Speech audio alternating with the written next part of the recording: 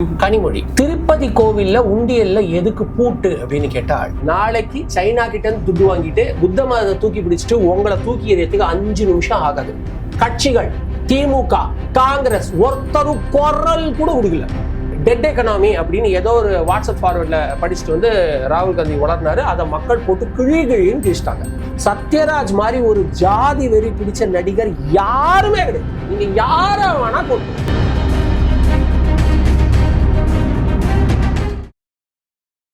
Reports நேயர்களுக்கு வணக்கம்.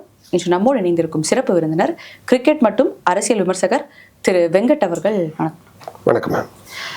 GR Swaminathan அவர்களை பதவி நீக்கம் பண்ணணும் அப்படின்ட்டு சொல்லிட்டு இண்டி கூட்டணியில் இருக்கும் எம்பிக்கள் எல்லாமே சபாநாயகர்கிட்ட அவங்களுடைய அந்த பரிந்துரையை முன் வச்சிருக்காங்க. இதற்கு ஒரு எதிர்ப்பு தெரிவிக்கிறாங்க. எப்படி நீதிபதியை நீங்க இப்படி பண்ண முடியும், உங்களுக்கு ஏற்ற போல அதை மாற்ற முடியாது அப்படின்ற ஒரு கருத்தை எதிர்கருத்தை முன்வைக்கிறாங்க. நீங்க அந்த போட்டோவை முக்கியமாக தமிழ்நாட்டில் இருக்கக்கூடிய சோ கால்டு நடுநிலை வாக்காளர்கள், இந்த 25 வயசுலேருந்து 40 வயசுக்குள்ள இருக்கக்கூடிய, இந்த 25 வயசுக்குள்ளே இருக்கிறவங்கலாம் சினிமாக்காரன் பின்னாடி போயிட்டு இருக்கீங்க. அது very pathetic. I will come to that. But இந்த 25 வயசுலேருந்து 40 வயசு இருக்கக்கூடிய, நல்லா சம்பாதிக்கக்கூடிய, நாங்கள் மதவாதத்துக்கெல்லாம் ஓட்டு போட மாட்டோம் அப்படின்னு சொல்கிறவங்கெல்லாம் ஃபஸ்ட்டு அந்த பிக்சர் பாருங்கள். எம்பிக்கள், இண்டி கூட்டணி எம்பிக்கள்லாம் போயிட்டு ஜிஆர் சுவாமிநாதன்ட்ட ஒரு பெட்டிஷன் கொடுக்குறாங்க. அந்த குரூப்ல இருக்கிறவங்களா யாருன்னு கவனிங்க. ரொம்ப ரொம்ப டேஞ்சரஸ் ஆன people. First one Kanimozhi. Tirupati கோவில்ல உண்டியல்ல எதுக்கு பூட்டு அப்படின்னு கேட்டால், திருப்பதி கோவில்ல மட்டும்தான் இருக்கா? தேவாலயங்கள் போயிருக்காங்களா? சர்ச் போயிருக்காங்களா? அங்க இருக்கக்கூடிய உண்டியல்கள் என்ன இருக்கும்? அதே மாதிரி மற்ற வழிபாட்டு தலங்கள், நீங்க மசூதியா இருக்கட்டும், அங்க பணம் போடுறதுக்கு ஏதாவது இடம் கண்டிப்பா வச்சிருப்பாங்க. அங்க பாதுகாப்பு இருக்காதா? திருப்பதிக்கு கோயில்ல மட்டும் ஏன், நம்ம தமிழ்நாட்டு கோயில்ல இவங்களே மெயின்டைன் பண்ற கோயில்ல பாதுகாப்பு இல்லையா உண்டியல்களுக்கு? அப்ப ஏன் இந்த மாதிரி ஒரு கொஸ்டின்? தமிழ்நாட்டுல உண்டியல் திருட்டு எவ்வளவு தூரம் நடந்திருக்கு? கோவிலுக்குள்ள போய் ஒருத்தரை கொன்னு பணத்தை எடுத்துட்டு வந்த சம்பவம் நடக்கலையா? அது ஏன்னா அந்த கட்சியை அவங்க இந்த மதம் அப்படின்றத ஏத்துக்க மாட்டாங்க. அந்த கடவுள் ஏத்துக்க மாட்டாங்கன்றதெல்லாம் காமெடி. அப்ப எதுக்கு இவங்க அடுத்த மதத்தோடைய செலிப்ரேஷன் எல்லாம் போய் நிக்கிறாங்கன்னு போய் பாருங்க. சோ இழிவுபடுத்தணும்னு இவங்க நினைக்கிறது இந்து மதத்தை மட்டும்தான். இவங்க இருந்தாங்களா? டிஆர் பாலு தான் தொகுதியில் இருக்கக்கூடிய அம்மன் கோவில், சரஸ்வதி கோவில், லக்ஷ்மி கோவில்னு 3 கோவிலை நான் இடிச்சேன்னு பெருமையா மேடையில பேசின டிஆர் பாலு. பெருமை மேடையில் போய் பாருங்க. டிஆர் பாலு கோவிலை இடித்த வீடியோன்னு போய் பாருங்க. நீங்களாம் போய் பாருங்க, ஆடியன்ஸ் போய் பாருங்க. அவர் இருந்தார். கோவிலுக்கு போனா பக்தியோட போவோம். அங்க இருக்கிற வைபை உணர்ந்து நம்மளுடைய பிரச்சனைகள்லாம் தீரணும்னு. அங்கேயும் போய் அங்க இருக்கிற சிலைகளை வக்ர எண்ணத்தோட பார்க்கக்கூடிய சில பேருக்கு அது தப்பா தான் தெரியும். அப்படி ஒரு மிக தவறான கருத்தை சொன்ன திருமாவளவன் அங்க இருந்தாரு. அதுக்கப்புறம் நம்மளுடைய வழிபாட்டு முறைகளை பத்தி ரொம்ப இழிவா பேசின பிரியங்கா காந்தி அங்க இருந்தாங்க. சோ அங்க இருக்கிற அத்தனை பேருமே மத்த மதத்தை, இந்து மதத்தை மட்டுமே இழிவா பேசினவங்க. ஸோ இதை விட நீங்க என்ன எதிர்பார்க்க முடியும்? ஒண்ணு. ரெண்டாவது, இது அவங்க இந்த திருப்பரங்குன்றம் கோவில் விஷயத்துக்காக மட்டும்தான் பண்ணியிருக்காங்கன்னு நீங்க நினைச்சீங்கன்னா அங்கதான் நம்ம மாட்டிக்கிறோம். கிடையாது. இதே திரு ஜிஆர் சுவாமிநாதன், மதிப்புக்குரிய ஜிஆர் சுவாமிநாதன் அவர்கள் நிறைய வழக்கு, திமுகவுடைய ஊழல் சம்பந்தப்பட்ட வழக்கு, அப்புறம் பெண்கள் பாதுகாப்பு சம்பந்தப்பட்ட வழக்குல எல்லாம் ரொம்ப ஸ்ட்ராங்கான தீர்ப்புகளை கொடுத்திருக்காரு. ஹைகோர்ட்ல நீங்க இந்த விஷயத்துல கேள்வியே கேட்க கூடாது அப்படிங்கிற மாதிரி தீர்ப்பெல்லாம் வந்திருக்கு. அதாவது இதை சிபிஐ விசாரிக்கும் போது இந்த மாதிரி எல்லாம் கேள்வி கேட்கக்கூடாது, அதெல்லாம் ரொம்ப தப்பு. அப்படிலாம் ஒரு judiciary system is independent, judiciary system the top most. But ஒரு விசாரணையை நீங்க இப்படி பண்ணக்கூடாதுன்னு சொல்றதுக்கு எந்த உரிமையும் கிடையாது. அதாவது நீதிபதி என்ன சொன்னாலும் அது ஏற்புடையதாக எடுத்துக்கணும் அப்படின்றீங்க? இல்ல, I will come to this point.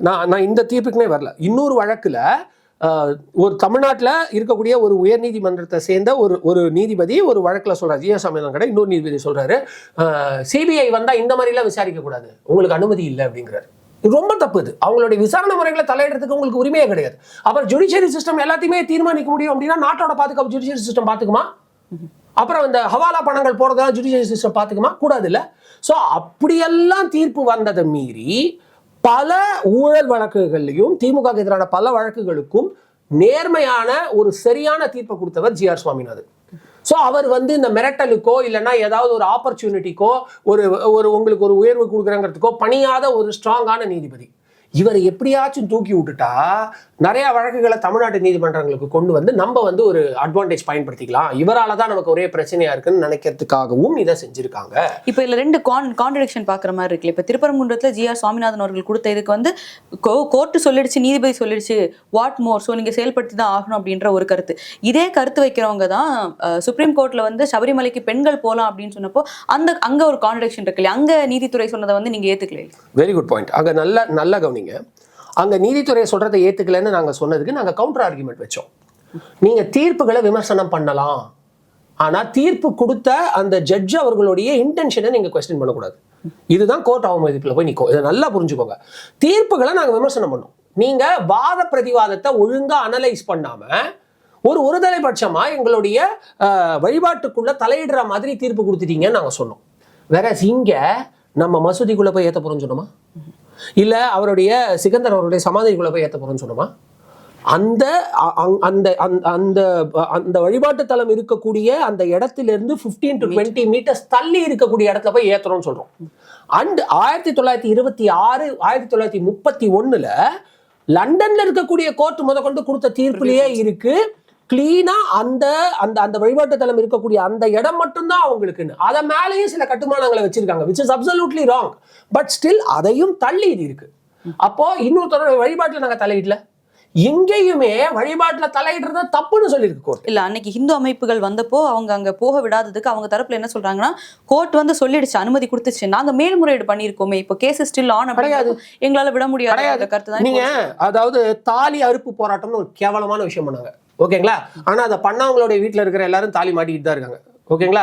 அவரு கையில தாலி எடுத்து கொடுத்தே வீரமணி நிறைய கல்யாணம் பண்ணி வச்சிருக்காரு. நான் வீரமணின்னு சொன்னோடனே நீங்க கே வீரமணினா அந்த பக்தி பாடம் வச்சுக்காது, ஐயப்பன் சீசன், அது புண்ணியம், இது பாவம். ஓகே, நான் சொல்றது வந்து பாவ வீரமணி, சிஸ்திகா. தமிழ்நாட்டுடைய இன்றைய அவ்வளவு அறிவு இருந்தும் அவ்வளவு திறமை இருந்தும் இப்ப நம்ம நிறைய பெர்ஃபார்மன்ஸ்ல பின்னாடி போய்கிட்டு இருக்கோம்னா அதுக்கு முக்கியமான காரணம் இந்த நாத்த முடிச்ச நாத்திக சிந்தனை. அதுக்கு சொந்தக்காரரான கே வீரமணி அவர்கள், அவர் வந்து இந்த தாலி அறுப்பு போராட்டம்னு ஒண்ணு பண்ணாரு. கோர்ட்டுல வந்து அதை நடத்தலான்னு அனுமதி கொடுத்தாங்க. மேல்முறையீடு போய் அன்னைக்கு காலையில 9:30 மணிக்கெல்லாம் வந்து நடத்தக்கூடாதுன்னு வந்துருச்சு. காலங்காத்தால 4 மணி 5 மணிக்கெல்லாம் எல்லாரும் கூட்டி 7 மணிக்கெல்லாம் கடற்கடன்னு அடுத்து வீடியோ எடுத்து போனாங்க. எதுக்கு? இல்ல அவங்க அதான் அந்த வரதுக்கு முன்னாடியே பண்ணிட்டாங்களே, அப்ப அந்த இடத்துல போய் போலீஸ் தடுக்க வேண்டியது மேல்முறையீடு இருக்கு. இல்ல லீகலி இட்ஸ் ரைட் தான், நாட் ரைட்ங்கறேனா. அதாவது அவங்க பண்ணது ரைட், அதாவது அந்த டைத்துக்குள்ள பண்ணது ரைட். பட் அப்ப அந்த இடத்துல செய்யும்போது இந்த இடத்துல செய்ய முடியுமேன்றதே என்னோட question. see legally what that it is rightங்கறத தான் நான் இப்ப சொல்ல வரேன். ஏன்னா அடுத்த தீர்ப்பு 9 மணிக்கு வரதுக்கு முன்னாடி கடகடன்னு பண்ணாங்களே, அப்ப போலீஸ் போய் அவங்கள தடுத்து நிறுத்திந்தா நானே அந்த கட்சி ஓட்டு போடுங்கன்னு கேன்வாஸ் பண்ணிருப்பேன். பண்ணலையே. அப்போ அந்த இடத்துல வந்து மறு தீர்ப்பு வர வரைக்கும் இது செயல்பாட்டுல இருக்குன்னு சொல்றாங்க. இதுல 6:05 நீங்க ஏத்த விடலன்னா உங்க மேல கோர்ட் அவமதிப்பு வழக்கு போடப்படும் சொன்னதுக்கு அப்புறமா இவங்க செய்யறாங்கன்னா, நான் சிம்பிளா சொல்றேன் மேடம், இதுக்கு பின்னாடி இருக்க ஸ்ட்ராட்டஜி புரிஞ்சுக்கோங்க. இது வந்து சிறுபான்மையினர் வாக்குக்காக செய்யப்படுறது அப்படின்னு சொல்றது இல்ல, பாயிண்ட் இல்ல. அது வந்து ஒன் ஆஃப் தி அஜெண்டா. இப்ப நான் சொன்னேன் இல்லையா, ஜிஎஸ் அகேன்ஸ்டா அவங்க போய் கொடுத்தது காரணம் இந்த தீர்ப்பு மட்டும் கிடையாது, ஊழல் வழக்குல தப்பிக்கிறதுக்காக. அதே மாதிரி இது one of the agenda. Main agenda என்ன தெரியுமா? திரு உதயநிதி ஸ்டாலின் அவர்கள் கிரிப்டோ கிறிஸ்டியனாக மாறிவிட்டாருங்கிறது தெல்ல தெளிவா எல்லாருக்குமே தெரியக்கூடிய ஒரு கருத்து, எல்லாருக்கும் நிலவக்கூடிய ஒரு கருத்து. நீங்க பாத்தீங்க, நான் ஒரு கிறிஸ்துவன்றதை பெருமையாக சொல்லிக் கொள்கிறேன் அவரே சொன்னார். அப்போ ஒரு ஸ்டேட்மெண்ட் பொய்யான அவர் சொல்லும் அப்படிங்கிறத சொன்னாரு. அதே மாதிரி சேகர் பாபு அவர்கள் வந்து மணவாடு அப்படின்னு ரோஜா அவர்கள் தெலுங்குன்னு சொன்னது கூட விட்டுருங்க, பட் அவருமே ஒரு ஒரு ஒரு கிறிஸ்துவ நம்பிக்கையை கொண்டவர்ன்றதுக்கான நிறைய பேர் வந்து ஆதாரத்தோட சொல்லியிருக்காங்க. சேகர் பாபு அதிகமான கோவில்களுக்கு செல்றதை நம்ம பார்க்கிறோம். அதெல்லாம் மேடம் அதெல்லாம் நம்ம நிறைய பார்த்துருக்கோம், சரிங்களா? அதெல்லாம் வந்து இவங்க அடிக்காத ஸ்டண்டே கிடையாது, ஓகேங்களா? வெள்ள நிவாரணத்துக்கு நாங்க வந்து 98% முடிச்சிட்டோம், 92% முடிச்சிட்டோம், 106% முடிச்சிட்டோம்னு அபிஷேக் சர்மா அடிக்கிற ஸ்கோர் மாதிரி சொல்லினே இருந்தாங்க. பட் நீங்க ரியாலிட்டி பாத்தீங்க, இப்ப இன்னுமே ஒரு சின்ன மழைக்கு கூட சென்னையில வெள்ளம் நிக்கிறத நீங்க பாக்குறீங்க, ஓகேங்களா? அப்போ ஒவ்வொரு வெள்ளத்துக்கும் வந்து உதவி செய்யற மாதிரி இவங்க ஸ்டண்ட் அடிக்கிறது இவ்வளவு. எல்லாத்தையும் விடுங்க, துப்புரவு தொழிலாளர்கள் எவ்வளவு பணம் கொடுத்தாலும் நம்மளால செய்ய முடியாது. அப்படி செஞ்சவங்க ஒரு பக்கம் போராடிட்டு இருக்கும்போது இவங்களே ஒரு 4 பேரை வந்து அந்த ட்ரெஸ்ஸை போட்டு விட்டுட்டு நாங்க வந்து போராட்டத்தை நிறுத்திட்டோன்ற மாதிரி வீடியோ போட்டெல்லாம் நம்ம பார்த்தோம். So this is just stunt. இப்போ பாஜகவுடைய முன்னாள் மாநில தலைவர் அண்ணாமலை அவர்கள் ஒரு கருத்தை வைக்கிறாங்க. சாரி, நான் இது முடிச்சிடறேன், சாரி டு இன்டரப்ட். ஸோ இது ஒரு stunt. So the point is, Thiru Udhayanidhi Stalin அவர்களுக்கு ஈகோ. அவர் வந்து கிறிஸ்துவ மதத்தை கிறிஸ்துவ மதம் ஒரு கிறிஸ்துவர் ஆடுறதையோ இல்லை ஒரு கிறிஸ்துவ மதத்தை பத்தி பெருமையா பேசுறதையோ நான் என்னைக்குமே மறுத்தது கிடையாது. ஐ மைசெல்ஃப் ஹேவ் கிறிஸ்டியன் ஃப்ரெண்ட்ஸ். நான் 5வது படிக்கும் போது நான் ஒரு கிறிஸ்டியன் ஸ்கூல்ல தான் படிச்சேன். அவங்க வந்து அந்த டீச்சரோட பேர் இன்னி வரைக்கும் எனக்கு ஞாபகம் இருக்கு. I respect them a lot. But the point is, அடுத்தவங்க மதத்தை இழிவுபடுத்தி தான் மதத்தை உயர்த்தணுங்கிற தாட் இருக்கிறவங்க உண்மையான கிறிஸ்டியன்ஸும் கிடையாது, உண்மையான இஸ்லாமியர்களும் கிடையாது. இந்த காசுக்காக கன்வெர்ட் ஆறாங்க பாத்தீங்களா, அவங்க தான் இதை செய்யறது, ஓகேங்களா? சோ அந்த குரூப்பை சேர்ந்த திரு உதயநிதி ஸ்டாலின் அவர்களுக்கு இந்து மதத்தை இந்துக்கள் தமிழ்நாட்டில் வெறுக்கணும், ஒரு தீபத்தை கூட ஏத்த முடியல, ஒரு கோவில்ல நின்று சாமி கூட நிம்மதியா. இப்ப பாருங்க, நிறைய ரீல்ஸ் போடுறவங்க போட ஆரம்பிச்சிட்டாங்க. அப்பா நிம்மதியா இருக்கணும்னு கோவிலுக்கு வந்தா கோவில போனா அந்த நிம்மதியும் போயிடுது, நான் வெளியே வந்துடுறப்பா. இதெல்லாம் தற்செயலா நடக்குதுன்னு நினைக்கிறீங்களா? கோவிலுக்குள்ள போறதே தலைவலின்ற மாதிரி ஒரு இஷ்யூ அவங்க கிரியேட் பண்றாங்க. திருவற்றியூர்ல இருக்கிற வடிகடவன் கோவில் எங்க ஊர் கோயிலுங்க. அந்த கோவில எவ்வளவு தடவை மனசு சரியில்லை, ஸ்கூல் படிக்கும் போதெல்லாம் மார்க் நல்லா வரணும்னு போய் ஈஸியா உள்ள போய் பார்த்துட்டு வரணும் சாமியை. அந்த இடத்துல வேணும்னே மக்களை நிக்க வைக்கிறாங்க. அப்படின்னா மக்களுக்கு கோவில்கள் மேலையும் நம்பிக்கை மேலையும் ஒரு வெறுப்பு வந்து உதறிட்டு வெளியே போகணுங்கிறதுக்காகத்தான் உதயநிதி ஸ்டாலின் இதை பண்றாரு. சோ இது வந்து முழுக்க முழுக்க அவருக்கு இந்து மதத்து மேல இருக்கிற வன்மத்தை தான் காட்டுதே தவிர ஓட்டுக்காலாம் செய்யல. இப்போ அண்ணாமலை அவர்கள் வந்து இந்த திருப்பரங்குன்ற இஷ்யூல அவர் வச்சிருந்த கருத்து என்ன அப்படின்னு பார்த்தோம்னா, சிறுபான்மைகளை வந்து திருப்திப்படுத்துறதுக்காக திமுக செய்து அப்படின்றத ஒரு முன்னாள் மாநிலத்தவர் ஒரு ஓப்பன் ஸ்டேட்மெண்டா வச்சிருக்காரு அப்படின்றத பார்க்க முடியுது. அதே நேரத்துல நயினா நாகேந்திரன் அவர்களும் சிமிலர் டு அதே கருத்தை தான் அவங்களும் முன்வைக்கிறாங்க அப்படின்னு பாக்குறோம். சரி, இது வந்து அவங்களுடைய பார்வை, அதை நான் தப்புன்னு சொல்ல மாட்டேன். கண்டிப்பா அதுல இது ஒன் ஆஃப் தி அஜெண்டா, அதை நான் கிளீனா சொல்லிட்டேன். அதாவது நான் முன்னாடி உங்ககிட்ட சொன்னேன் இதுதான். ஆனா ஆக்சுவல் அஜெண்டா வந்து இந்து மதத்துக்கு எதிராக நிக்கணும், இந்து மதத்துல நிறைய பேர் வெளியே வரணும், என் ஆட்சியில எத்தனை பேர் கன்வெர்ட் ஆயிட்டாங்க பாத்தீங்களா அப்படின்னு சொல்லிட்டு மிஷனரிஸ்ட சொல்லி காசு வாங்கணும் ரோம்ட்டு. இதுதான் வந்து இவங்களோட ஐடியா. இதுக்காக தான் மெயினா பண்ணாங்க. But one of the agenda வந்து இதுவும் தான், அதாவது சிறுபான்மையினரோட ஓட்டுன்னு. பட் இப்ப இருக்கிற சிச்சுவேஷன்ல இதுக்காக நீங்க ஓட்டு போட்டீங்கன்னா, நான் சிறுபான்மையினர் உங்களுக்கு ரொம்ப கிளியரா சொல்றேன், பரவாயில்ல இந்து மதத்துக்கு எதிராக நிக்கிறாங்கன்னு. நாளைக்கு சைனா கிட்ட இருந்து துட்டு வாங்கிட்டு புத்த மதத்தை தூக்கி பிடிச்சிட்டு உங்களை தூக்கி எறியத்துக்கு 5 நிமிஷம் ஆகாது. ஓகேங்களா? சைனால இருக்கக்கூடிய இஸ்லாமியர்கள் உய்கூர் முஸ்லிம்ஸ் உடைய நிலைமைன்னு சும்மா யூடியூப்ல போடுங்க, சிச்சுவேஷன் ஆஃப் உய்கூர் முஸ்லிம்ஸ்னு. கட்டாய கருத்தடை பண்ணப்பட்டிருக்காங்க சைனால. பாகிஸ்தான், மத்திய கிழக்கு நாடுகள், இவ்வளவு ஏன் தமிழ்நாட்டில் இஸ்லாமியர்களுக்காக பேசக்கூடிய இஸ்லாமிய அமைப்புகள், கட்சிகள், திமுக, காங்கிரஸ் ஒருத்தரும் குரல் கூட கொடுக்கல. ஏன்னா சைனா கிட்ட ஃபண்டு வருது திட்டுத்தனமா. சைனாவுடைய சைனாவுடைய மெயின் பார்ட்டி கிட்ட ஒரு ஃபண்டு வாங்கியிருக்காரு, காங்கிரஸ் ஃபண்டு வாங்கியிருக்காங்கிறதுக்கான ஆதாரமே இருக்கு. ஓகேங்களா? அதை பத்தி பேசுறதுக்கு கூட பயப்படுறாங்க. ஸோ அதனால உய்கூர் முஸ்லீமை பத்தி அவங்க பேசவே இல்லை. ஸோ நாளைக்கு இப்பவே பாத்தீங்கன்னா திடீர்னு புத்திசம்னு நம்ம தமிழ்நாட்டுக்குள்ள வரதை நீங்க பாக்குறீங்க. ஸோ ஒரு மொமெண்ட்ல கண்டிப்பா புத்திசமுக்கு ஃபேவரபிளா கிறிஸ்துவர்களுக்கும் என்ன சொல்றது, கிறிஸ்துவர்களுக்கும் இஸ்லாமியர்களுக்குமே தமிழ்நாட்டில் இந்த நிலைமை வரும். உங்களுடைய வழிபாடு நல்லா இருக்கு, உங்க வழிபாடை நான் மேம்படுத்துறேன்னு ஒரு மனுஷன் வந்து அவரை நம்புங்க. ஆனா அடுத்த வழிபாடை இன்சல்ட் பண்ணிட்டு உங்க கூட நிக்கிறேன் பாத்தீங்களான்னு சொன்னீங்கன்னா துரோகியை நம்பவே நம்பாதீங்க. It is dangerous for you.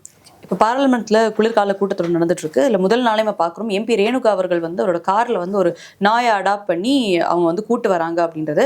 அப்போ புரோட்டோகாலுக்கு எதிராக நீங்க இந்த விஷயத்த பண்றீங்களா, is it allowed in parliament அப்படின்னு கேட்கும்போது உள்ளே பல talks are there, so what is this அப்படின்ற மாதிரி உள்ள இருக்க பாராளுமன்ற மெம்பர்ஸை வந்து அவங்க நாய் அப்படின்ற மாதிரி மென்ஷன் பண்ணி பேசியிருக்காங்க. இதில் நீங்கள் 2 விஷயம் ரொம்ப சீரியஸாக பார்க்க வேண்டியிருக்கும். ஸ்ட்ரேடாக, அதாவது திருநாய்கள்ன்றது வந்து தமிழ்நாட்டில் மட்டும் கிடையாது, இந்தியா ஃபுல்லாக ஒரு மிகப்பெரிய ப்ராப்ளம். அதுக்கு பின்னாடி ஒரு பெரிய மாஃபியா இருக்கு. இதை நான் இப்ப சொல்ல 2.5 வருஷம் முன்னாடி சொல்லியிருக்கேன். பெரிய மாஃபியா இருக்கு. ஏன்னா நீங்க நினைக்கிறீங்க வெறும் தெருநாய் கடி, அந்த கடிக்காக வரக்கூடிய மருந்து, அந்த மருந்துக்கான மாஃபியா மட்டும்தான் இது. It's not the point.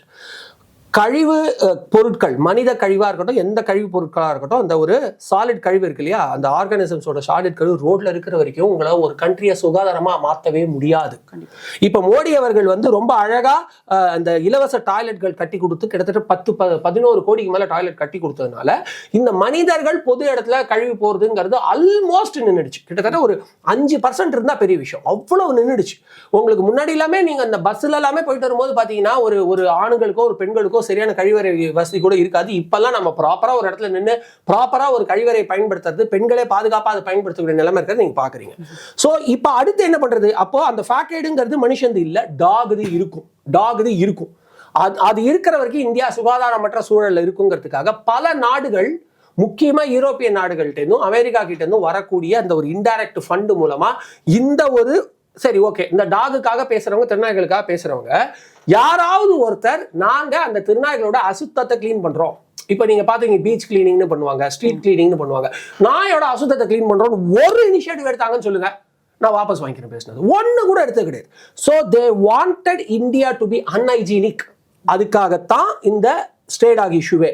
Stay dog issue ஏன் இன்னும் சால்வ் ஆகலன்னு பிஜேபி மேல கோவப்படுறவங்களுக்கு இது ஒரு பக்கா இண்டிகேஷன், இது யார் சப்போர்ட் பண்றாங்க. பாயிண்ட் 1. இந்த ஆங்கிள் யாருமே பார்க்க மாட்டாங்க. Actually, she is trying to prove that stray dog is more important than the MPs. இதை நீங்க ஆல்ரெடி ஒரு டிவி நிகழ்ச்சியில பார்த்திருப்பீங்க. ஒரு குழந்தை வண்டிக்கு நடுவுல ஓடி வரதுக்கும் ஒரு நாய் வண்டிக்கு நடுவில் ஓடுறதும் ஒண்ணுன்னு எப்படி சொல்லுவீங்க அப்படின்னு அங்க ஒருத்தர் கேட்டார்ல. இப்ப அதே கேள்வி நான் உங்களை கேட்கிறேன். அப்போ இந்த ஒரு தாட் யார்கிட்ட இருக்கு? ஒரு தியோசாபிக்கல் சொசைட்டி வாசல்ல ஒரு ஸ்ட்ரேடா கூட கிடையாது. போய் பாருங்க, ஒரு திருநாய் கூட கிடையாது. ஆனா மீதி எல்லா இடத்துலயும் தமிழ்நாட்டில் திருநாய் இருக்கு, முக்கியமா OMR ரோட்கள்ல. யார் காரணம்னு யோசிங்க, இது ரிலேட் ஆகும். முக்கியமான பாயிண்ட் இது, முக்கியமா நீங்க பார்க்க வேண்டிய ஆங்கிள். ஒத்துக்கிட்டாங்க அவங்களே அவங்க மிஸ்டேக். ரெண்டாவது, நான் 2024 எலெக்ஷன் முடிஞ்ச அன்னைக்கு, ரிசல்ட் வந்த அன்னைக்கு சொன்னேன், தமிழ்நாட்டை சேர்ந்தவங்க கேரளாவை சேர்ந்தவங்களாம் நாங்க வந்து இண்டி கூட்டணி ஓட்டு போட்டோம்டா ஏன்னு பெருமைப்பட்டீங்களே, எந்த அளவுக்கு உங்களை அசிங்கப்படுத்துவாங்க, இந்தியாவை தலகுனிய வைப்பாங்கங்கிறத பாருங்கன்னு சொன்னேன். நம்ம சந்தானம் SMS படத்துல சொல்ற மாதிரி நல்ல வார்த்தை ரீச் ஆகும், ஆனா கொஞ்சம் லேட் ஆகும். இன்னைக்கு ரீச் ஆயிருச்சு. இவங்களால மோடி அவர்களுடைய அரசாங்கத்துல ஊழல் குற்றச்சாட்டு சொல்ல முடியல. That's important point. ஊழல் குற்றச்சாட்டு சொல்ல முடியல, நிர்வாக சீர்கேடுன்னு எதையும் சொல்ல முடியல. எக்கனாமி சூப்பரா வளர்ந்துகிட்டு இருக்கு. டெட் எக்கனாமி அப்படின்னு ஏதோ ஒரு வாட்ஸ்அப் ஃபார்வர்ட்ல படிச்சுட்டு வந்து ராகுல் காந்தி வளர்னாரு, அதை மக்கள் போட்டு கிழின்னு கிழிச்சிட்டாங்க. ஓகேங்களா? ஏன்னா ஃபாஸ்டஸ்ட் குரோயிங் எக்கனாமி நான் சொல்லல, முரசொலி படிச்சுட்டு வந்து சொல்லல, IMFல போட்டிருக்கு. ஓகேங்களா? சோ இவங்களால நிர்வாகத்திலேயோ ஊழல்லையோ இல்ல டிஃபென்ஸ்லயோ இந்தியாவுடைய அந்த டிஃபென்ஸ் சிஸ்டம்லயோ ஒரு குறையும் சொல்ல முடியல. அதனால இந்த மாதிரி ஏதாவது கிறுக்குத்தனமா பண்ணி பார்லிமெண்ட்டை டைவர்ட் பண்ணி ஸ்லோ டவுன் பண்ணணும்னு நினைக்கிறாங்க. அதுல இது ரொம்ப அன்பார்லிமெண்ட்ரியா இருக்கு. நீங்க ஒரு நாயை கூட்டிட்டு வந்து விமர்சனம் பண்ணுங்க, இவங்களுடைய ஆட்சி சரியில்லை, அதான் வழக்கம் போல வச்சிருப்பீங்களே, நீங்க சிறுபான்மையினருக்கு எதிரானவங்க, நீங்க ஏழைகளுக்கு எதிரானவங்க, நீங்க தமிழ் மொழிக்கு எதிரானவங்க அப்படிம்பீங்களே, எல்லாம் இல்லைன்னு ப்ரூவ் ஆயிடுச்சு. இப்ப வேற வழி இல்லை அப்படின்னு இப்படி இடியாட்டிக்கா பிஹேவ் பண்றது. அதுக்கப்புறம் அந்த ஒரு வீடியோ ஒரு டிவி சேனல்ல ஏன் இப்படி பண்றீங்கன்னு பவ் அப்படின்னு குறைச்சி காட்டுறதெல்லாம் வந்து எவ்வளவு ஒரு ஒரு ஒரு ஒரு தேசிய சிந்தனை இல்லாத. The whole world is watching India. நல்லா புரிஞ்சுக்கோங்க, the whole world is watching India. உங்களுக்கு வந்து மோடி இஸ் த பாஸ்ன்னு சொன்னது ஆஸ்திரேலியன் பிரசிடென்ட். இந்தியாவால தான் உலகத்தோடைய அமைதிக்கு மிகப்பெரிய கான்ட்ரிபியூஷன் பண்ண முடியும்னு சொன்னது புதின்.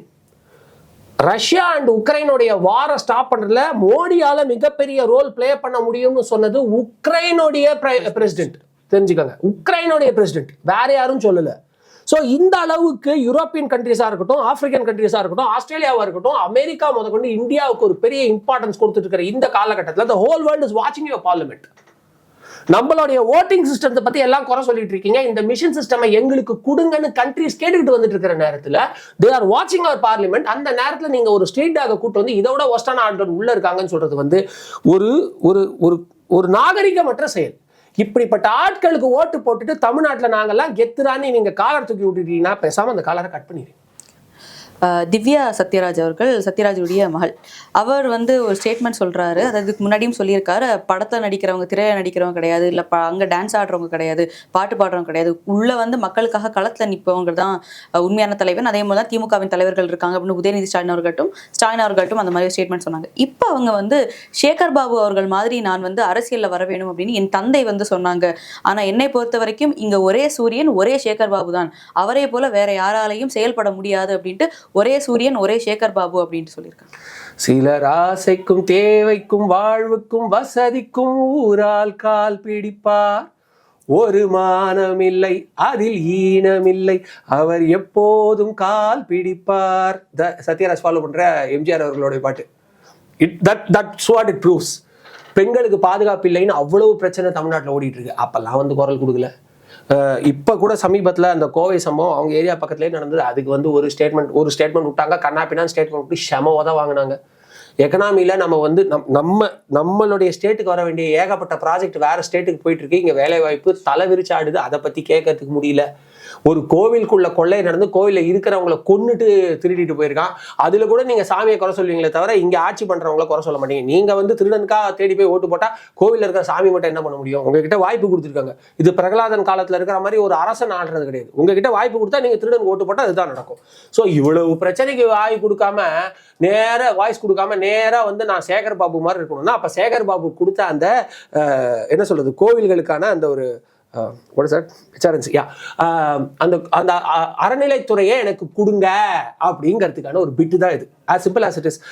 நாத்திங்கம் பேசின சத்யராஜோடைய மகள் இருக்கிற எல்லா பொசிஷன்ஸையும் விட்டுட்டு அறநிலைத்துறைக்கான ஹெட்டை மட்டும் எதுக்கு ஃபோக்கஸ் பண்றாங்க அப்படிங்கிறத நீங்க நல்லா பாருங்க. ஏன்னா பயங்கரமான வருமானம் வருது. அதுதான் சேகர் பாபு அவர்கள் எவ்வளவு கும்பாபிஷேகம் நடத்தியிருக்காரு உங்களுக்கு தெரியுமா? கும்பாபிஷேகத்துல கணக்கு காமிச்ச பணம் எவ்வளோ, ஆக்சுவல் செலவழிச்ச பணம் என்னன்னு உங்களுக்கு தெரியுமா? இதுதான் பாயிண்ட். ஓகேங்களா? இன்னமும் எத்தனையோ கோவில்களுக்கு விளக்கேத்த கூட வசதி இல்லாம இருக்கிறது உங்களுக்கு தெரியுமா? 48,000 கோவில்கள், 48,000 கோவில்கள் தமிழ்நாட்டுடைய அந்த ஒரு HRNCயோட லிஸ்ட்ல இருந்து காணாம போனது உங்களுக்கு தெரியுமா? ஸோ பயங்கரமா கொள்ளையடிக்கக்கூடிய ஒரு துறை HRNC. அதுல எனக்கும் ஒரு போஸ்ட் கொடுங்கிறது தான் அவங்க கேட்டிருக்காங்க. அவர் பேசின ஜாதி ஒழிப்பா இருக்கட்டும், சத்யராஜ் மாதிரி ஒரு இன்னைக்கு தான் அது என்ன இறைவன் தான் வழி நடத்துறேன். இன்னைக்கு தான் ஒரு ஆட்டோல ஒரு பேசிட்டு வந்தேன். சத்யராஜ் மாதிரி ஒரு ஜாதி வெறி பிடிச்ச நடிகர் யாருமே கிடையாது. நீங்க யார வேணா கோட் பண்ணுங்க. அதீத ஜாதி வெறி பிடித்த பயங்கர ஜாதி வெறி பிடித்த நடிகர் Sathyaraj. I'll say a proof and I'll finish this answer. Villadhi Villain அவர் எடுத்த ஒரு படம், அதுல ஒரு பிராமின் கேரக்டரா அவரே பண்ணிருப்பாரு. நக்மாவோட அப்பாவா அப்படியே ஒரு ஜாதி வெறி பிடிச்ச ஒரு ஆளா காமிச்சிருப்பாரு. இது வரைக்கும் எந்த ஒரு ஆணவ படுகொலையிலேயாவது ஒரு பிராமணர் கொலை பண்ணிட்டாருன்னு எனக்கு ஒரு ப்ரூஃப் காட்டுங்க. அட்லீஸ்ட் ஒரு கான்ட்ரவர்சி காட்டுங்க. செஞ்சதே கிடையாது. இந்த மாதிரி ஒரு ஒரு ஒரு என்ன சொல்றது, ஒரு கீழ்வன்மணி மாதிரி ஒரு கொடூர சம்பவத்துல ஒரு பிராமணர் ஈடுபட்டார். இது எல்லாமே வந்து பிராமணர்களை பார்த்து தான் மித்த ஜாதிகள் எல்லாமே கத்துக்கிட்டாங்க அப்படின்ற ஒரு பாயிண்ட் தானே இங்க வைக்கிறாங்க. ஏன் இப்ப பிராமணர்கள் பண்ணல அப்படின்னா, முன்னாடி நீங்க பண்ணீங்க, உங்களை பார்த்து தான் கத்துக்கிறாங்க ஒரு ஸ்டேட்மெண்ட் வைக்கிறாங்க. 2 பாயிண்ட் சொல்றேன். பிராமணர்கள் முன்னாடி வரலாற்றுல கூட யாராவது ஒருத்தர ஜாதி வெறியில கொன்னதை காட்டுங்க. நந்தனார் கதை சொல்வீங்க. நந்தனார் கதையில அந்த இடத்துல இருந்தது பிராமணர்கள் கிடையாது, அவர்கள் கொல்லவும் இல்லை. அது டோட்டலா வேற கதை. தேசமங்கையர்க்கரசி சொல்லியிருக்காங்க, அவங்க பிராமின் கிடையாது. அவங்களுடைய ஸ்பீச்ல போய் நீங்க பாருங்க. நீங்க பெரிய புராணம் படிச்சீங்கன்னா ஒரு பிராமணன் தான் படத்துல காமிச்சிருப்பாங்க. ஒரு பிராமணன் தான் வயல்ல வேலை செஞ்சு நீ போய் சிவனை பார்க்க கூடாதுன்னு சொன்னான்னு. அப்படி ஒரு சீனே கிடையாது பெரிய புராணத்துல. இவங்களா இம்ப்ளிமெண்ட் பண்ணது. 2வது, பிராமணன் சொன்ன எல்லாத்தையும் நீங்க செஞ்சிருக்கீங்களா? பிராமண பிஜேபி பக்கம் இருக்கா நீங்க தான் சொல்றீங்க. அப்ப எல்லாரும் போய் பிஜேபி ஓட்டு போடுங்க. எதுக்கு? அர்த்தமே இல்லாம மதவாதம் யார் பண்றா? என் நிலத்துல நான் கோவில்ல என்ன விளக்கேத்த விடுங்கடா சாமின்னு சொல்றது மதவாதமா? அதை தடுத்து நிறுத்தது மதவாதமா? அப்ப நீங்க பிஜேபி பக்கம் போய் நிக்கிறீங்களா? அப்ப பிராமண சொல்றதுலாம் கிடையாது. இவங்களுக்கு ஜாதி வெறி ஜாஸ்தி. ஓகேங்களா? சோ வில்லாதி வில்லன் படத்துல பிராமணன் வந்து ஒரு ஜாதி வெறி பிடிச்சவரா காமிச்சாரா? ஒரு படத்துல தேவர் கேரக்டர் பண்ணிருப்பாரு. அந்த இடத்துல தேவர்கள்லாம் ஜாதி வெறி பிடிச்சவரா காமிச்சிருப்பாரு. ஆனா திருமதி பழனிசாமின்னு ஒரு படம் போய் பாருங்க. அதுல வந்து சத்யராஜும் சந்திரசேகர் நினைக்கிறேன் ஒரு பேரு மறந்து, சுந்தரராஜ் அவரும் வந்து ஒரு டயலாக் பேசியிருப்பாங்க. என்னன்னா, கவுண்டர் பையன் தான் நீ அப்படின்னா, சுத்தமான கவுண்டருக்கு நோய் டயலாக்குங்க. நான் கவுண்டர்களை இழிவாக பேசவில்லை. எனக்கு அவங்க நிறைய ஃப்ரெண்ட்ஸ் இருக்காங்க. இன்னைக்கு சொன்னேன், யூகேல எனக்கு ஒரு மிகப்பெரிய டஃப்பான சிச்சுவேஷன்ல தோளோட தோல் நின்னது ஒரு கவுண்டர். நான் அதை மறுக்கல. But coming to the point, நீங்க உங்க ஜாதியை பத்தி பெருமையா படாடுங்க. அதுதானே இவர் பண்றாரு, ஜிமோகன் பண்றாரு. தப்பே கிடையாது. அடுத்தவங்களை இழிவுபடுத்தாதீங்க. அவர் அடுத்தவங்களை இழிவுபடுத்தவே இல்லை. ருத்ரதாண்டவம் படத்தை போய் பாருங்க, சின்மையை போய் பார்க்கணும்னு நான் கேட்டுக்கிறேன். இன்ஃபேக்ட் பட்டியலினத்தவர்களும் ரொம்ப சூப்பரா காமிச்சிருப்பாரு ருத்ரதாண்டவம் படத்தில். இது வேற ஒரு கான்டெக்ட்லாம் பேசியிருக்கேன். பட் அடுத்த டயலாக் வரும், இல்ல வேற ஜாதி பழவெல்லாம் இருப்பாங்க, இல்லாத வேலையெல்லாம் பண்ணுவாங்க, ஆனா கவுண்டர்னு சொல்லிப்பாங்க. எனக்கு புரியலையே. If you want to apprise your community, do it. அது என்ன அடுத்தவங்களை பத்தி இழிவா பேசி கவுண்டர்னு சொல்லிப்பாங்க. லாஸ்ட் டயலாக் அந்த படம் இன்னும் கூட இருக்கு பாருங்க. திருமதி பழனிசாமி படம் பேரு. அதுல வந்து நீங்க காஸ்ட் சீன் சும்மா இன்டர்நெட்ல போடுங்க வரும். சரி கவுண்டர்ல என்ன ஜாதி அப்படிம்பாரு. கவுண்டர் என்ன குரூப் பண்ணுவாரு, அதுக்கு ஒரு பேர் சொல்லுவாரு. சொன்னோன்னே அத்தான் இவ்வளவு ஆக்டிவா இருக்கான். இது என்னம்மா ஜாதி வெறி இல்லாம? இப்பவும் சொல்றேன், உன் ஜாதியை பத்தி பெருமையா சொல்லட்டும். அடுத்தவங்களை இழிவுபடுத்துற போனா என்ன பண்ணும்? இப்படிப்பட்டவர்கள், இப்படி ஒரு இரட்டை முகம் இருக்கக்கூடிய ஒருத்தருடைய மகள் ஆப்வியஸ்லி எடுத்தெடுப்புல அந்த பொசிஷன் போடணும். இப்படிதான் பேசுவாங்க. எங்களோட இணைந்து பல்வேறு கருத்துக்களை பயந்தமைக்கு ரொம்ப நன்றி சார். நன்றி.